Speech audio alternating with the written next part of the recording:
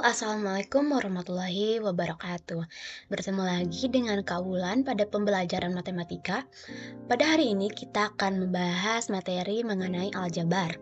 Nah, aljabar ini merupakan materi dari kelas 7 SMP ya.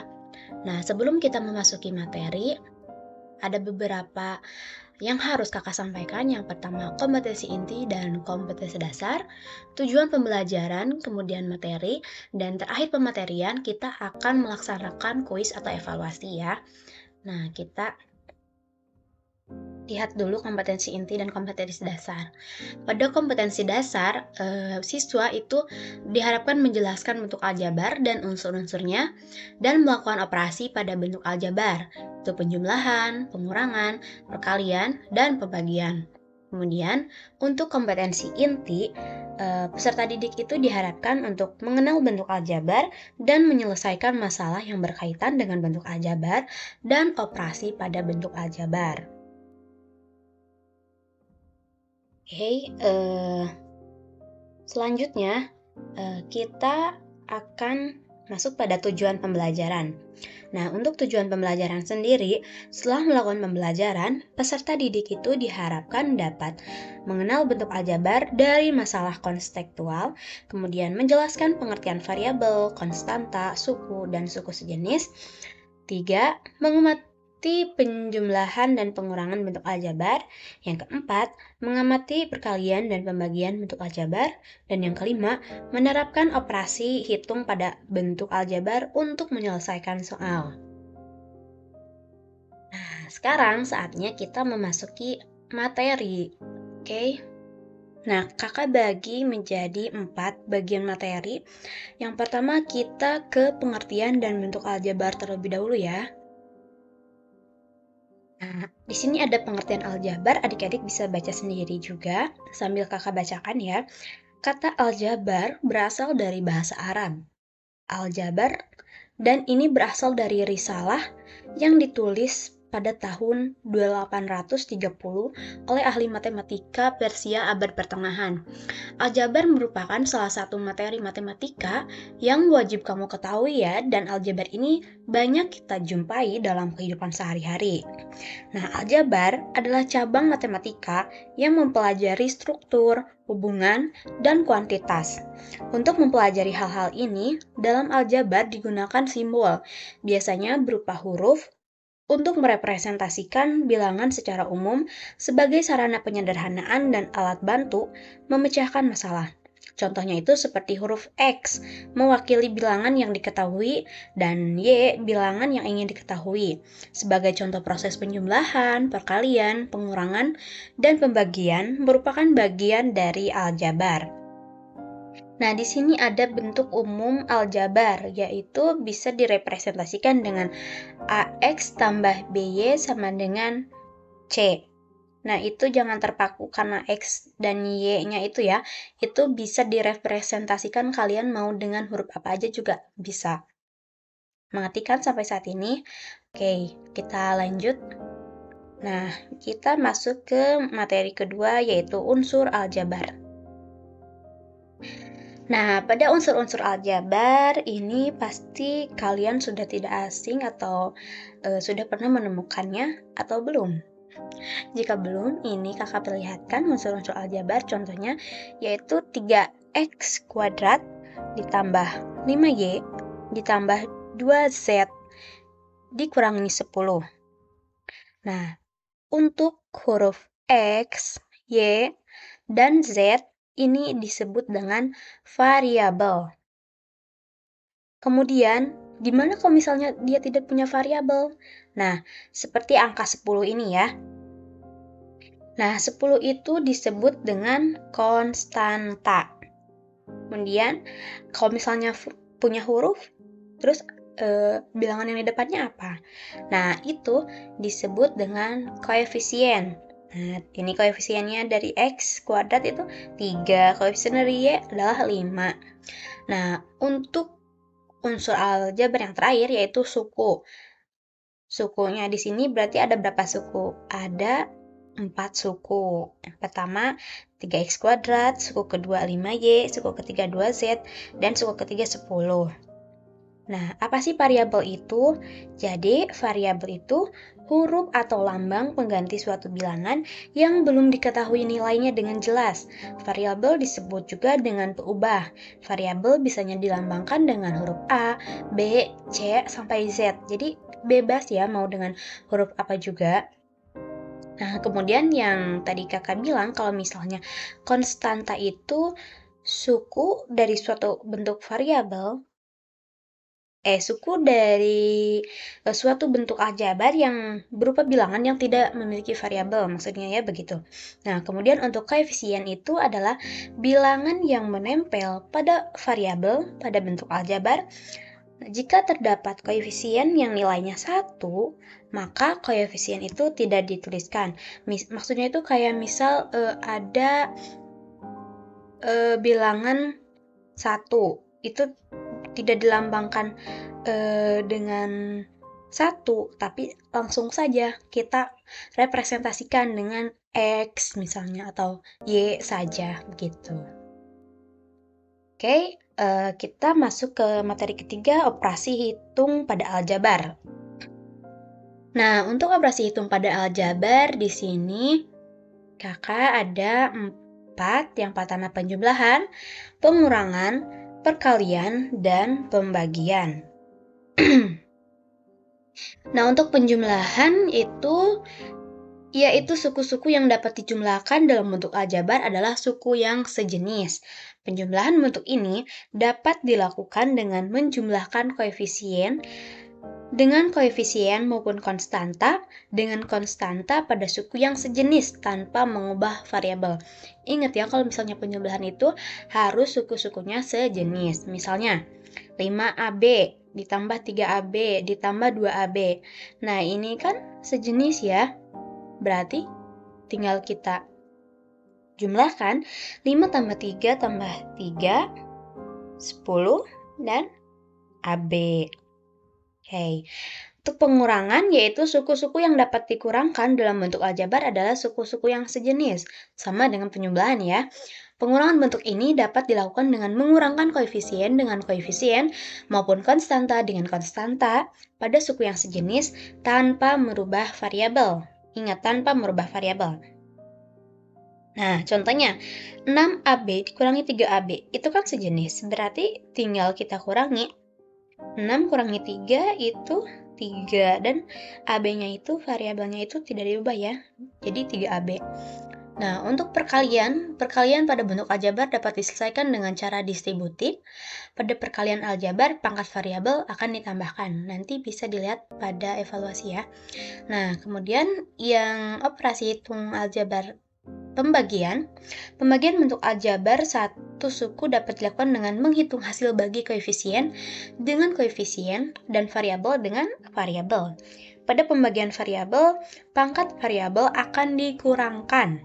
Sedangkan untuk pembagian lebih dari satu suku, maka dapat menggunakan cara bersusun.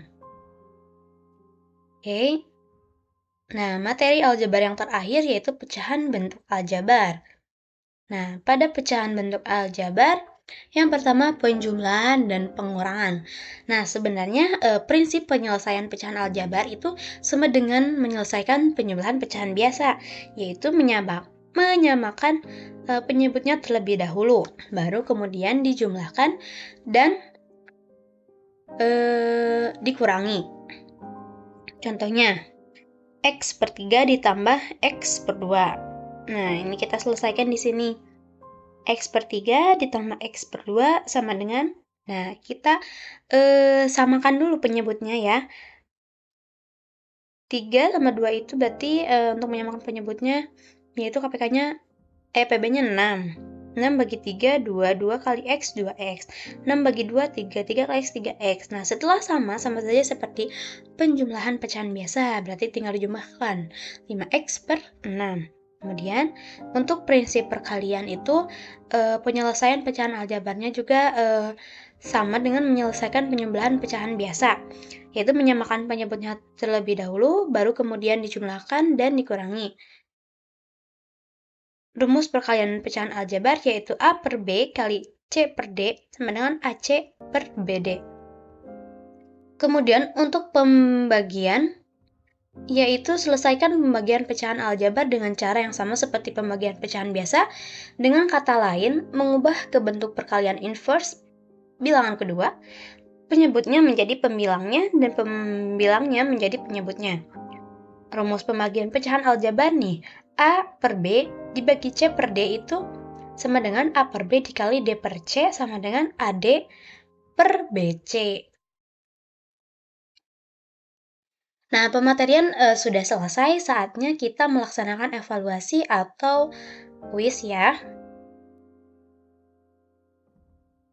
Nah, ini kakak berikan kuis interaktif pilihan ganda. Are you ready? Oke, kita mulai ya. Start.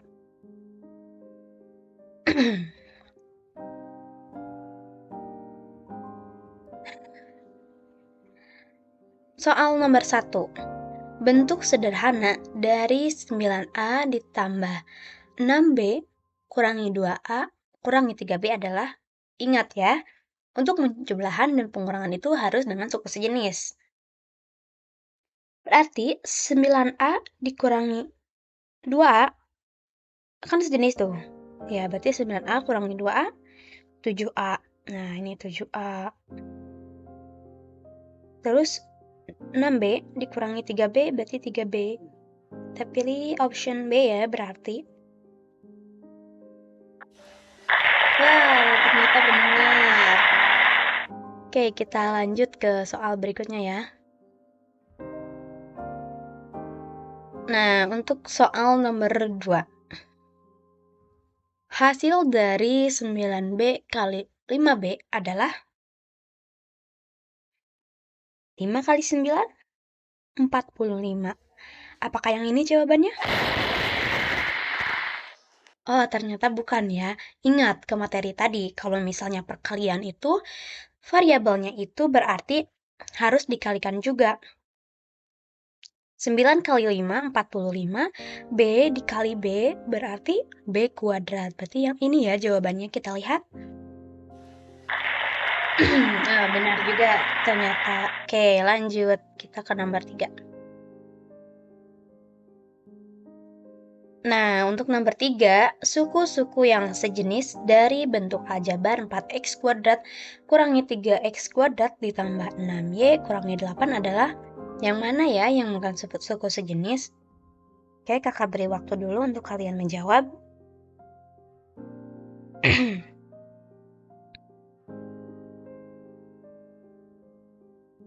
Nah, oke. Suku sejenis tadi itu harus sama ya, berarti variabelnya. Nah, ini ada yang sama nih. Kita coba ya. A. Benar, ternyata. Oke, kita lanjut ke nomor berikutnya. Nomor 4. Jika A sama dengan negatif 2 dan B sama dengan 3, maka nilai 3A kurangi 2B adalah... Nah, untuk menyelesaikan ini, gimana ya caranya? Berarti kita tinggal substitusikan nilai A dan B pada soal ini. 3 dikali negatif 2, negatif 6. Kurangi 2 kali B, 3. Negatif 6 dikurangi 3, berarti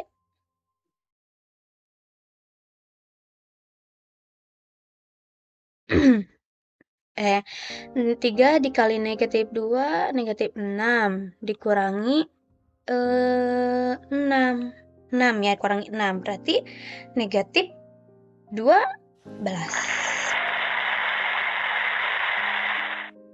Oke, baiklah, kita ke soal nomor 5. Nah, hasil penjumlahan dari negatif 3A kurangi 6B tambah 7 dan 2A kurangi negatif 2B tambah 4 adalah, nah ini kalian bisa hitung secara langsung ataupun secara bersusun pada buku kalian. Kita langsung saja ya, untuk penjumlahan itu berarti harus variabel yang sama. Negatif 3A, 2A berarti negatif 1. Nah ini negatif 1. Ingat, kalau misalnya tadi Kalau hanya satu saja, kita tulis langsung aja variabelnya. Berarti negatif 1 itu kita samakan dengan negatif A. Di sini A ya, representasinya. Berarti negatif A. Berarti jawabannya antara ini C ya, maaf. Berarti C sama D. Nah, negatif 6B di negatif sama negatif positif. Berarti negatif 6B ditambah 2B berarti negatif 4B.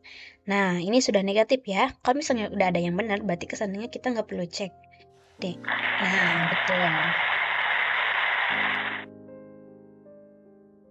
Oke, jika adik-adik belum paham mengenai kuis yang pertama, kita akan melaksanakan kuis kedua supaya lebih paham ya. Nah, ini untuk kuis kedua sama pilihan ganda. Kita mulai.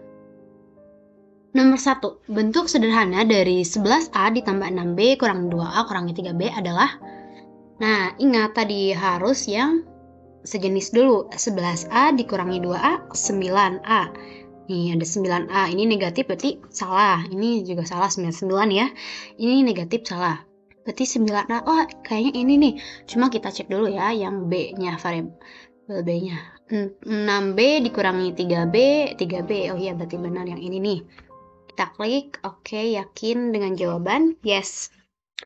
Lanjut kita ke nomor 2. Hasil dari 5B kali 5B adalah? Coba kakak kasih waktu dulu buat kalian yang jawab. Nah, 5 kali 5, 25. Ingat, B dikali B, B kuadrat. Kita pilih yang D. Yakin? Yes. Nomor 3. Suku-suku yang sejenis dari bentuk aljabar 2x kuadrat kurangi 3x kuadrat tambah 6y kurangi 8 adalah. Nah, yang sejenis mana nih? Kalau misalnya 6y ada temennya nggak? Nggak ada. Ini yang negatif 8 nggak ada, cuma konstanta aja. Berarti yang sejenis adalah 2x kuadrat kurangi 3x kuadrat. Nih, bagian A ternyata. Kita langsung klik yes. Oke, soal nomor 4. Sama seperti yang tadi ya, ini jika A sama dengan negatif 3 dan B sama dengan 3, maka nilai 3A kurangi 2B adalah, coba kita substitusikan. Berarti 3A itu 3 dikali negatif 3, negatif 9. Kurangi 2B, B itu 3, berarti 3 kali 2, 6, tadi negatif 9 dikurangi negatif 9 dikurangi 6 berarti itu negatif 15. Oke, yakin. Selanjutnya nih nomor yang terakhir, nomor 5. Hasil penjumlahan dari negatif 3A dikurangi 6B ditambah 7 dan 13A dikurangi negatif 2B tambah 4 adalah. Nah, ingat ya, harus yang sejenis. Penjumlahan. Ini penjumlahan, ingat negatif 3A berarti ditambah 13A itu 10A. 10A ya. Ada di option C sama D. Kemudian negatif 6B dikurangi negatif 2B. Nih, negatif kali negatif positif. Berarti negatif 6B ditambah 2B itu negatif 4B. Berarti yang ini jawabannya 7 tambah 4 pun 11. Kita klik yakin dengan jawaban. Oke. Nah, selamat kamu telah melaksanakan kuis. Untuk melihat skor, klik tombol ini, oke. Kita klik. Wow, skor adik-adik semua ternyata 100. Alhamdulillahirrahmanirrahim, ternyata benar semua, oke. Nah, kuis telah selesai, tetap semangat dan lakukan yang terbaik. Terima kasih sudah menonton video pembelajaran matematika kali ini. Semoga bermanfaat. Terima kasih. Wassalamualaikum warahmatullahi wabarakatuh.